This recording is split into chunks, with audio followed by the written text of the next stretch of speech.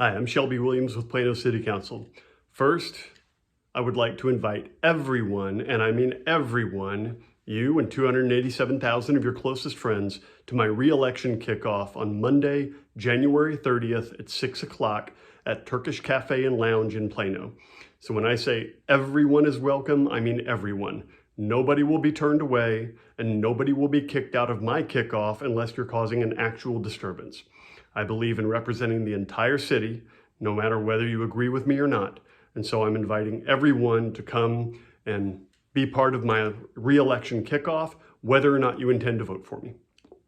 So again, my re-election kickoff is on Monday, January 30th at 6 p.m. at the Turkish Cafe and Lounge off Preston Road in Plano. So I look forward to seeing everybody there. Second, you may notice that my office is not behind me. So for the foreseeable future, I'm going to be conducting my video recaps here.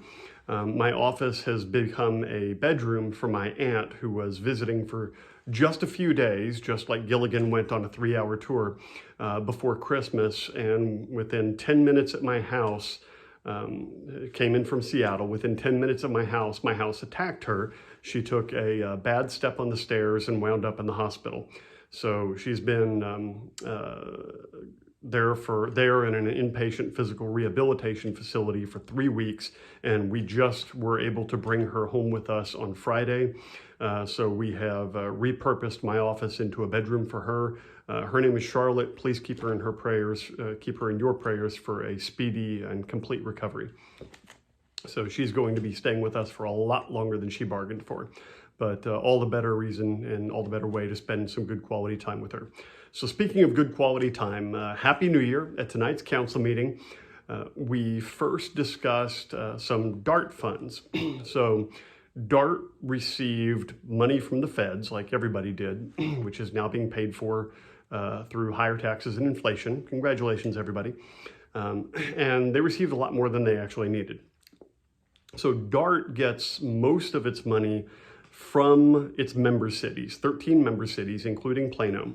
Now, most of us in Texas pay 8.25% sales tax. 6.25% of that is levied by the state of Texas. The remaining 2% is the option that municipalities, cities have to levy an additional sales tax.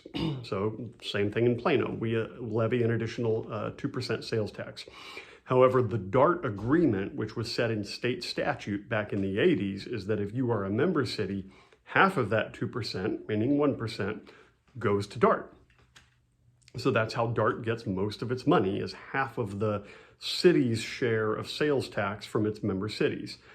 For Plano, that rings up to the tune of $106 million for this year. So they got a bunch of money from the feds, and they wound up with a surplus. They had more money than they actually needed to spend. And so they are providing a portion of this back to the member cities. So we are looking at a $28 million rebate, but because the sales tax money goes to the comptroller in Austin and then to DART, DART is refunding this refunding this directly and gets to hold the purse strings to a degree. So last meeting in December, we approved an ILA, interlocal agreement, with DART to receive the money, but it comes with some strings. It has to be for transportation-oriented expenses.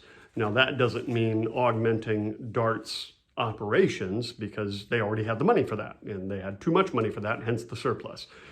So there are several projects that we are proposing, or several uses that we're proposing to DART. DART gets to sign off on these, but if they sign off on them, then we are able to use that $28 million toward these.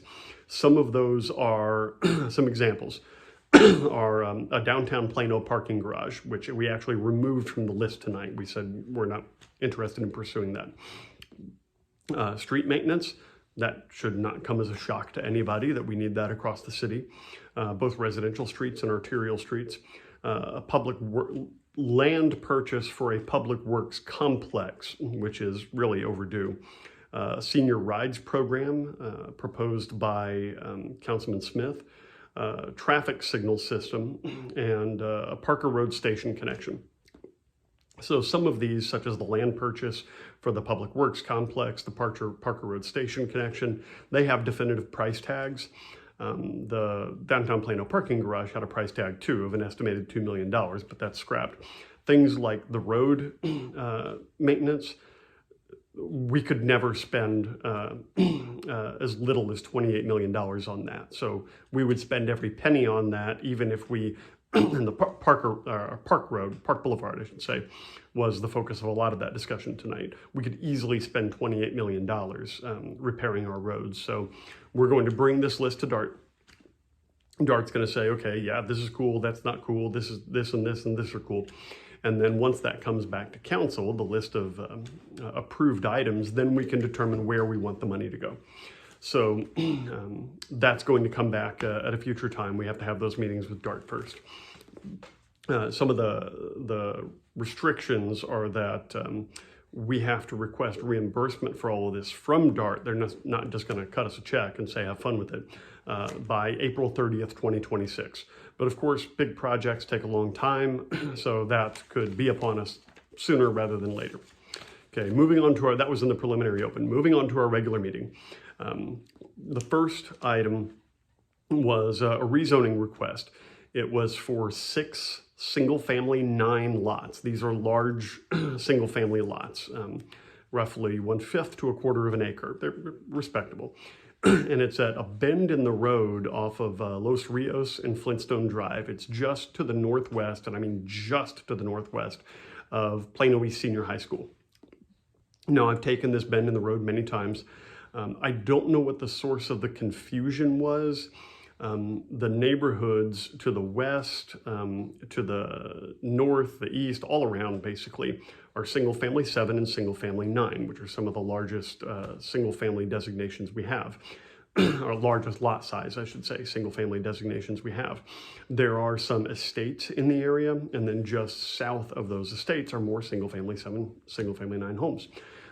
For whatever reason, a lot of the comments that we received through the zoning tool, this wasn't during the meeting, but through the zoning tool, said no more apartments. Well, apartments were never proposed on this land. Originally, single family 7 was proposed, and then after working with the nearby homeowners association, the developer agreed to upgrade it to single family 9, and the only remaining real point of resistance that I could tell, and which I myself shared, was that the exit to this tiny little neighborhood, it's literally just a short street with a cul-de-sac and 6 homes. The exit, or this street, lets out onto Los Rios at a little bit of an angle, right around a blind curve. So I was concerned, and others were concerned, that any cars coming out of that neighborhood wouldn't have visibility to oncoming traffic and vice versa. But we spoke about the engineering at the meeting, and they have a line of sight requirement for proposed developments. And even with the proposed development there, it looked like it would have a good 350 feet of visibility. And I even played with Google Maps to do the distance measuring in the meeting to satisfy my own concerns. So that passed 8-0. And this has happened a few times in the past, but this developer did a good job of working with the surrounding neighborhood to allay their concerns and adjust their plan accordingly. So kudos to them. And really, any development projects that anybody has coming up in the city, please do that. And don't wait until there are objections. Get with the surrounding property owners proactively, and not just the immediately surrounding, but in the entire area, and hear what concerns they have and do your best to work with them to allay those concerns.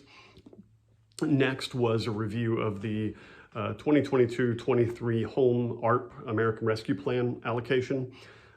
So as you're all painfully aware, the federal government is taking a whole lot of your money and giving it back to you. So maybe you consider that money laundering, maybe not, but still. The city of Plano is receiving an allocation of about $2 million. It's about $12,000 shy of $2 million for primarily homelessness prevention. That's $1.5 million. Tenant-based rental assistance, that's $310,000. Case management and housing navigation, that's $110,000. And administration, the overhead, the paperwork, for about $100,000, 5% roughly. So that's all along the lines of making sure that homelessness is prevented as best as possible. And that's what the American Rescue Plan Act was principally about. That passed 8-0, and that was just to approve the proposed uses which we would tell HUD that we want to put it to and to receive the money. Number 3 was creating a new downtown Plano PID to replace the existing downtown Plano PID. So the downtown Plano PID, Public Improvement District, PID, is literally a geographic area within which property owners pay an additional levy. This was in the existing downtown Plano PID, it was 15 cents per $100 of valuation. And that money would be used within the PID for the benefit of the PID. It could be things like communicating events, bring tourism to downtown Plano, improvements that benefit the PID itself, the properties in the PID itself. So instead of renewing and extending the lifespan of the existing PID, the decision was made to let that expire, let it die, and create a new PID in its place, which has some key differences. So instead of 15 cents per $100 of valuation, it's 15 cents per square foot. So a little bit different structure there. Plus, it's going to have a lifespan of 10 years. And the PID committee will be able to meet in a quorum with any 5 members of it. Now, what's important to note is, first, this is an extra levy on top of the property tax paid by property owners in the PID. So properties outside of the PID are not assessed this levy and are not pumping money into the PID other than a comparatively nominal amount put in by the city of Plano, 50 grand. So the PID is expected to raise money from the PID assessment for the benefit of the PID. And those expenses are controlled not by the city, but by the actual PID committee. So kind of like a homeowners association, except different. That passed 8-0. And then it was a PID heavy night. We also had a proposal for a Haggard Farms PID. Now, I'll admit I had some trepidation about this in advance because the Haggard Farms project was approved off of Legacy and Parkwood, near Legacy and Parkwood, about a year ago. And it is going to require public improvements, streets, water lines, sewer, all of that. Ordinarily, the developer will pay most or all of that. And with the creation of a PID, I wanted to make sure that, and again, the property owners within the PID boundaries will be assessed the extra levy to pay for those improvements. And it will be an add-on to their property tax bill collected through the Collin County tax assessor collector and then handled accordingly. So I wanted to make sure that people who are not property owners within the PID would not be on the hook to repay those public improvements. So I'm assured that they are not, that we have a number of layers of legal recourse in the event of default, foreclosure, all sorts of stuff where we could recoup that. And the reason that's important is because this is in effect a method of financing where the city issues bonds and it's the PID money that goes to pay those bonds. So I wanted to make sure that one way or the other, the money to pay those bonds back is not coming from the general fund, not coming from the general taxpayer within the city of Plano. They are not, and so this item passed 8-0 as well.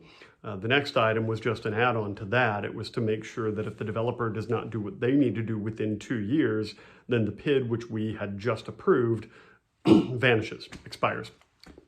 Lastly, there was a consideration to use bond money. This is from a bond that was approved in 2013 and where the bond was already issued back in 2013, so 10 years ago. The bond was on the ballot to basically help troubled retail. So this is going to be used at the site of the old Plano Market Square Mall, which is distressed retail. And the redevelopment of that area into the assembly part is already approved, and that's happening. But they're looking for some of this bond money to go toward creating the public improvements there. So it has to be based on the bond language. There's $2.3 million in here that has to be used explicitly for public infrastructure. That's the only thing it can be used for, because that was the language in the bond which was approved. So we can't use it for anything else. So that's $2.3 million. I wrestled with this for a while, and the reason I'm okay with it is, first, because not only was the bond approved, but the bond was already issued. Now, if you listen to this recap for any length of time, you know that just because that I believe that just because a bond was approved doesn't mean the bond should be issued. That's authorization, not a mandate. But this bond actually was issued, and we're just sitting there making payments on it. And the money can't be used for anything else. So I believe this was a legitimate use for it, and we were able to employ it in such a manner as to be guaranteed that it's going to be used for its intended purpose, and that the proposed concept, which was approved, is what will be delivered. Otherwise, that bond money won't be there to help offset the costs of the development. So that is tonight's meeting. Not a lot of sexy stuff on there, but important stuff. And you now know more about PIDs than you ever wanted to. So once again, I'd like to cap this off by inviting absolutely everyone to my re-election kickoff at the Turkish Cafe and Lounge in Plano off Preston Road on Monday, January 30th at 6 p.m. Hope to see everybody there. Thank you, and God bless.